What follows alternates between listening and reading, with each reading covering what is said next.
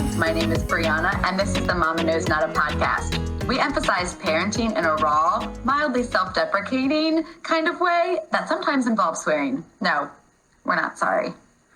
We're all about the things you didn't know you needed to know about parenting. Those, oh my God, moments and situations, like your son throwing an apple across the floor and saying, fucking apple. Yeah, those moments. Our focus is on the everyday superhero parent.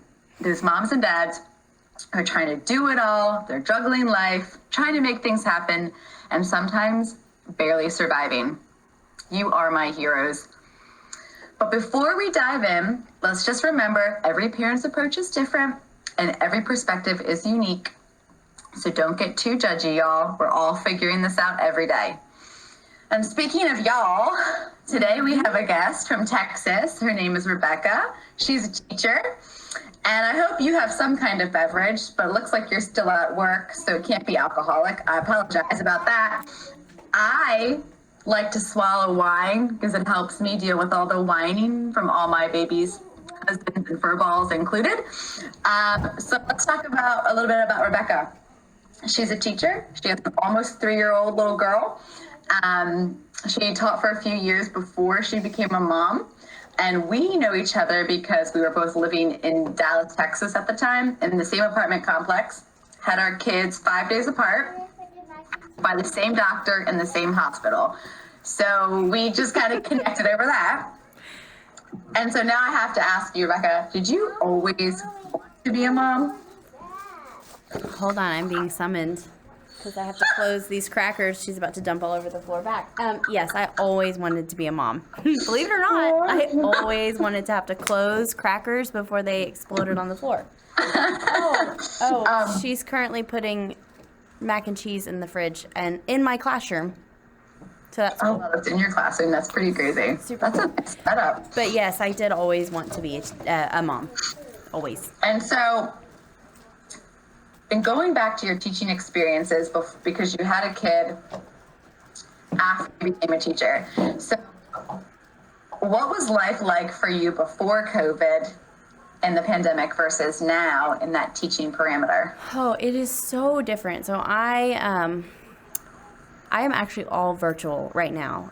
The cool thing about our school district is that they offered the parents a choice. If they were comfortable sending their kids back, we have 2 in-person teachers. And then if they weren't, if there were health concerns or really just any concerns at all, my partner teacher and I are virtual. And I am making the best of it, but I miss having kids in person. I miss hugging them. I miss seeing their learning as they go. I miss it a lot. So I'm mentally having a hard time, but the kids are awesome. They're so versatile and they're adapting so well. So, well, that's good. It's a totally different ballgame. I mean, at least someone's adapting well, because I don't feel like I am at all. I have a permanent eye twitch. I don't know. It's literal. I can't get it to go away. So, but yeah, and it's going. Oh, that's mine. Thank you. It's going. It's mine. Yeah, it's going and it's fine, but it's just hard. It's different. Did you always have this affinity for kids and learning? No, not really. It's funny. My mom was a teacher my entire childhood, and for a while I was like, no, I am not teaching. This is crazy. You have to work on the weekends. You're always working. Like, I hated being up at school. So no, it wasn't until I was a senior in high school I would get out of school early, and I lived in a small town, and the elementary. Okay, not right now. The elementary was right next to the high school, and so I would literally drive over and help her for like the last hour of the day. I was like, I actually really like this, and it's ironic. Well, I don't know if it's ironic or not.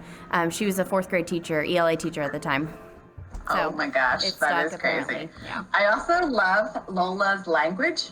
Gosh, what a development. That's insane. She's speaking so well. Oh, I got some stories for that. Oh, later. I can't wait. Yeah. So let's focus on teaching for just a second. What makes you a good teacher?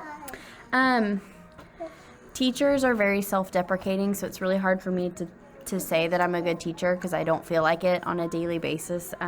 every day I'm like, oh, why did I say that way? Or I could have taught that better. Or like even now, like especially now, I was just telling someone this today. Every time I teach a virtual lesson, all I think about is, oh, that would have been so much better if I would have done it this way in person. It's like I'm constantly, and I think that's just the profession.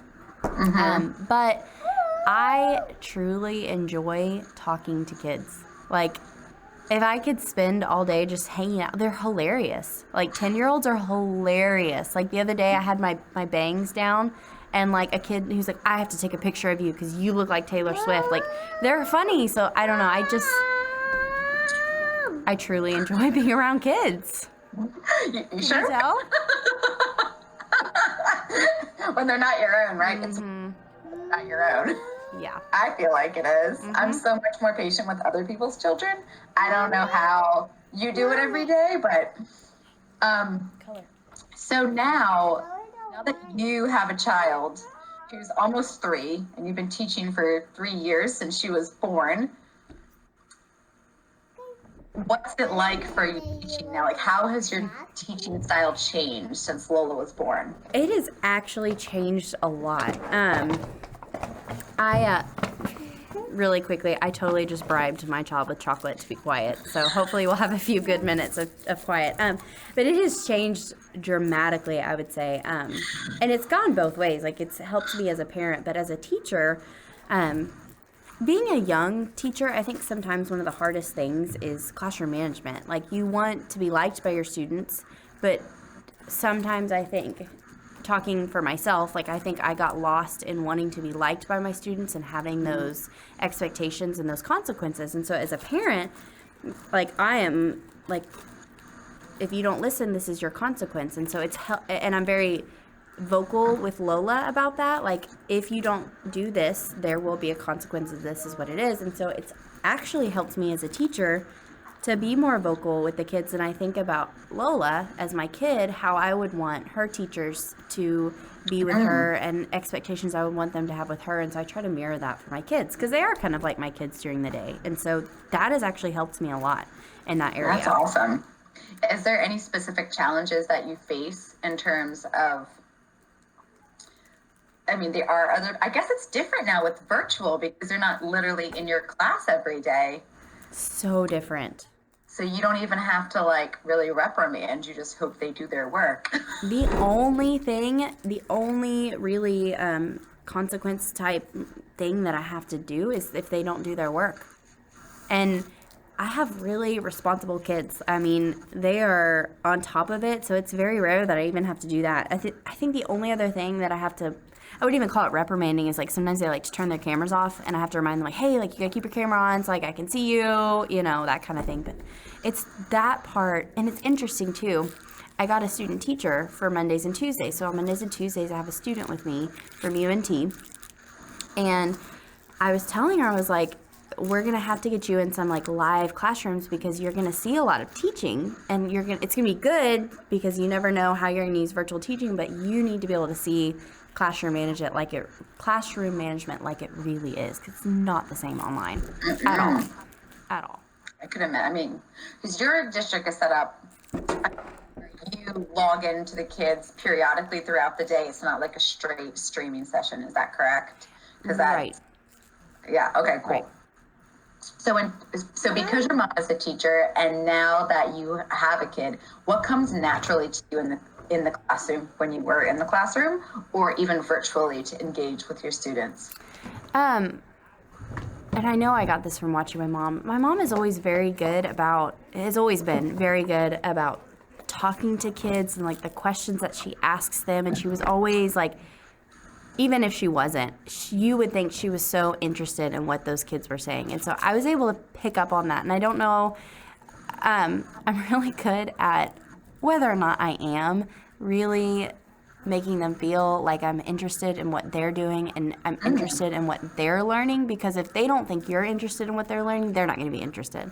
So I've gotten really good at like playing it up, like, oh my gosh, you guys are going to love writing this 5-paragraph essay. It's going to be so much, you know, like that has been the key, because there are limitations to what engagement things I can do with them. And so I've really had to like hone in on my acting skills. I was just going to say, maybe you're calling as an actress. I don't know. I think I might have.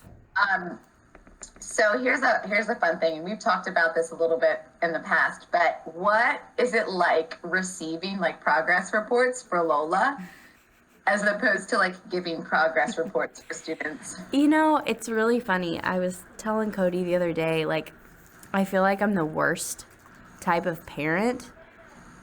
I don't know, like, whenever I give updates on kids, like I always talk about, you know, like a lot of parents are really interested in their academics, and I'm not. Not for my kids, for my students, of course, but for Lola, like I don't care.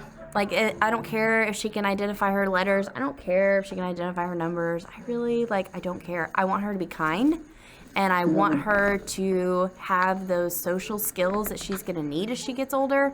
Because in my mind, I'm like, okay, we can handle like if she's behind in anything, like we can handle that. That will come. Yeah. But my most important thing is her friendships and her ability to empathize with others and conflict management, and that's important for me. And so it's like anytime we have a conference, because we have them twice a year for her, they like go into all this, like, you know, she's not doing this yet. And I'm like, Is she nice? Is she kind? Is she following your directions? Because, you know. And she's still in her program, her Montessori program? She is. Yeah. I mean, those are always, like, we just had a progress report for Declan in December with his school, and he's in a Montessori program, and we're like, that's great. We can hear his language. It's very much like Lola's, like all these words, and you're like, where did you know the word forest or like penguin? Where did you get that from? I have no idea. Yes. But we had to ask them what we were concerned about, and what we wrote down, Dominic and I, my husband, were, is he kind? Is he empathetic? Does he listen? Because in a very digital, virtual world, we need people who have human skills, like intrapersonal skills, and know how to navigate those relationships. Because I think that's a problem. And especially as things become more and more, I mean, like in your schooling, like you can't be one-on-one or face-to-face. So how do you navigate that with your students and teach them that? It's really hard in the realm that you're in. Yeah. I don't know if you can. I love my school district, and the really cool thing that they did last year, so like at the beginning of last year, is they purchased a social emotional learning curriculum for us because they saw the need. There's such a need right now. They saw the need, and so we are literally teaching kids at least once a week, if not more, skills like how to manage your emotions, how to recognize your emotions. Your emotions are okay, but the way that you react is when the problems come. So how do you manage that? And so we do some of that virtually. I do worry because they are missing out on some of those social interactions. Like, you know, some of my kids don't get to interact with other kids at all. I mean, we do a lot of breakout room stuff, and we do a lot of stuff where they are working together, but in terms of like the non-structured social times, they're not having as much of that. And so I do worry because I can't mimic that for them virtually. Like recess, playground etiquette, you know, those skills that just you have to be, you have to have someone kick you in the face with a ball by accident or fall off a swing or be pushed down, you know. Right. Yeah, I hear you. So speaking of challenges, what is your biggest challenge as a working mom? Everything. This right now, balance. And I think that's such a cliche answer. And I think the guilt is a big one for me too, because if I'm not doing enough, or if I don't feel like I'm doing enough for my students, I have teacher guilt. But then if I'm doing a lot of work for my students, I'm not spending as much time with Lola. And so like right now, like I feel so horrible that she's having to be up here with me. And so it's like, but if it never stops. It never stops. I don't think it ever will, because there's always different challenges, and you try to be a good human in one aspect, and then you know, how many pots can you boil in a stove at a time? Yeah, and I think right now I have too many, so I'm learning, yeah. you know, it's a live and a learn situation, but That's what we're here to do, right? yeah, exactly. Now let's talk about your pregnancy. What was the most useless information you heard while you were pregnant? I know it was like 3 years ago, so Everything. file that back. Everything. No, I'm just kidding. I was very much, and I don't know if this is the right way to be, but I didn't want to know a whole lot. I didn't take yours. You did. No. She's accusing me of stealing her tea. Oh, So rude. That's rude, Mom. Well, I was very much like, I did not want to know a lot. I wanted to kind of figure it out on my own, and I think that that is a blessing and a curse that I have. But I'm trying to think. They did a game at my baby shower that was something about advice. I'm really trying to remember. I don't remember what it was. That's okay. No worries. I do remember good advice I got, though. Oh yeah, what's something you wish someone would have told you? Gosh, I Advice that you heard. I wish someone would have told me, I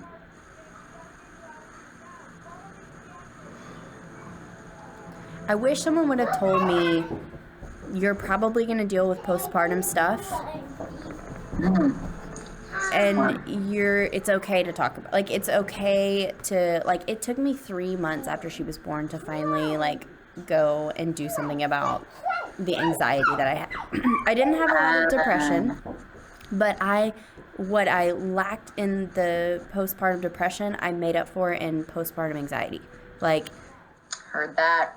Mm-hmm. horrible. And so I wish I would have had more resources available to me. Like, I remember filling out, like, the form before you left the hospital, like, how you're doing.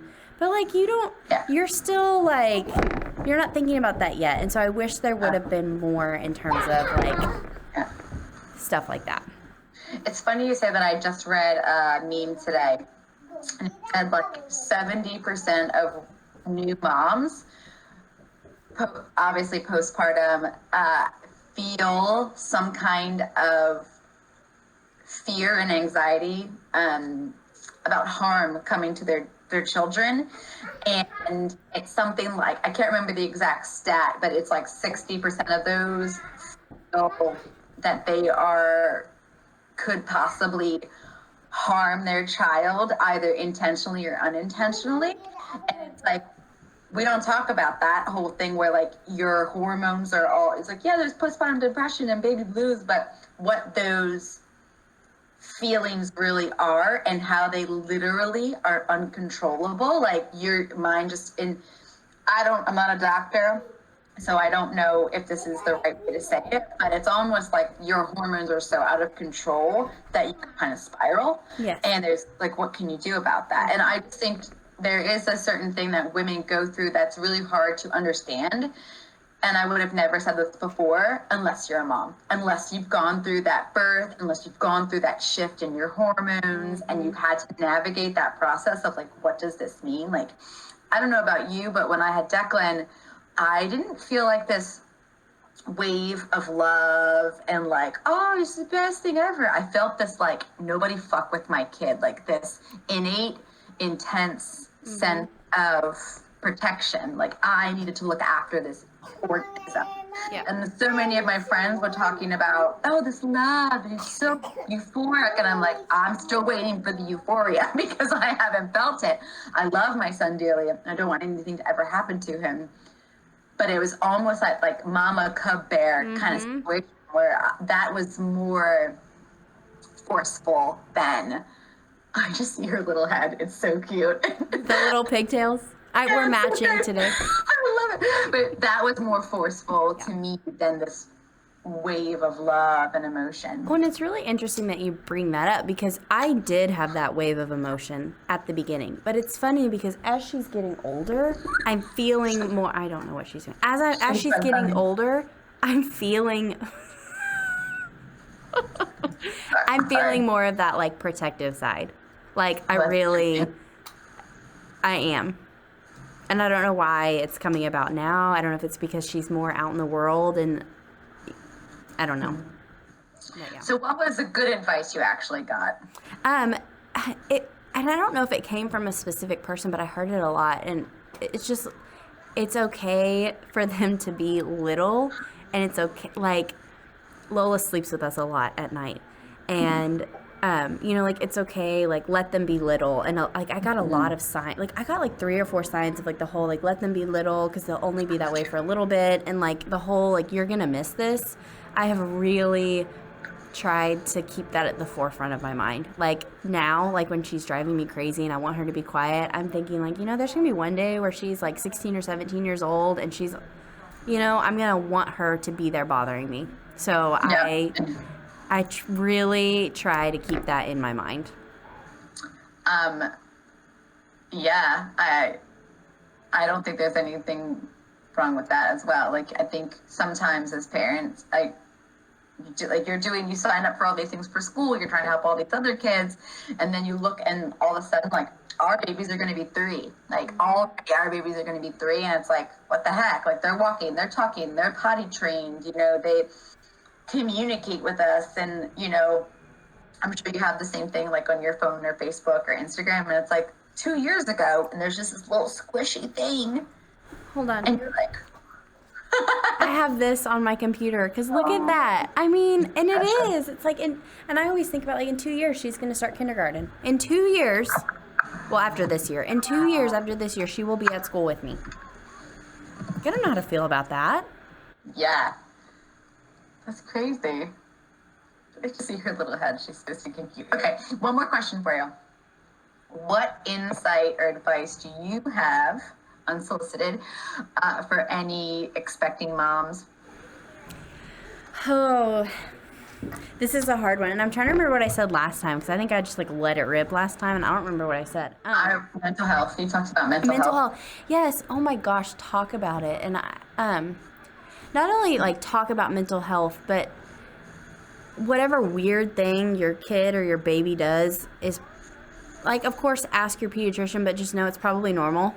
Because I can't tell you how many times I, like, frantically called, and they're like, yeah, that's like this, and that. So always, of course, check. But, take a deep breath, and that kind of goes back into, like, the mental health. It's like taking a deep breath or getting some sleep, but that's not always going to fix it, and I think, with husbands or partners or whoever it is that you're going through the journey with, like,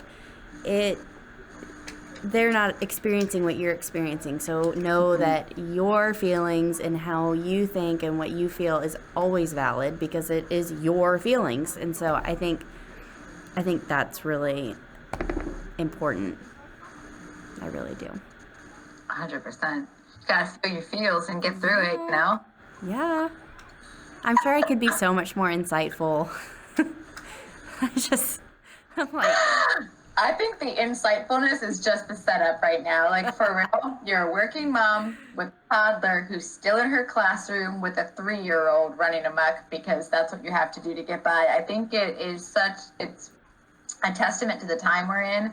It's a testament to the year we've all just been through. It's a testament to, like, your human nature and spirit, like, that you're just like, bring it on. Let's see what chaos ensues. And I think that's a beautiful thing. It kind of shows people they're not alone with whatever. When you said that you had to be in your school today, I was like, that's probably better, because it's so great.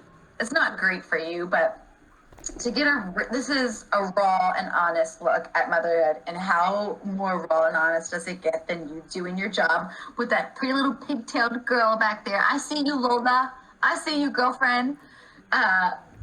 I just think that's incredible. And this is why, the everyday mom is a superhero, and we want to highlight that. Like, this is what it's all about. So thank you for sharing this snapshot of your life with us and what it's like to be a teacher and a mom. Because I'm Lord knows honored. I can't do it. Yes, you could. You could do anything. You could. And I'm honored to be here. I thank you for thinking of me. I'm happy to do it. Well, we appreciate your insight. We appreciate you as an educator. I wish Declan could be in your school one day, but I don't think we're moving back to Texas anytime soon. I mean, you do live 15 minutes from the ocean. Yeah, don't hate. Come visit. know, right? Thank you for taking the time to talk to us today. For more Mama Knows Nada, you can follow us at Twitter @_ On Twitter, you can follow us at mama_knows_nada. Instagram is at mama.knows.nada, or it's probably easier just to go to mamaknowsnada.com and check us out there. If you want to be a guest on the Mama Knows Nada podcast, or you have a story you'd like to share, just email us at tellmamanews@gmail.com for more stories, insights, and more what we didn't know. You'll just have to tune in next time. Until then, just keep laughing at yourself and all the stuff you didn't know you needed to know.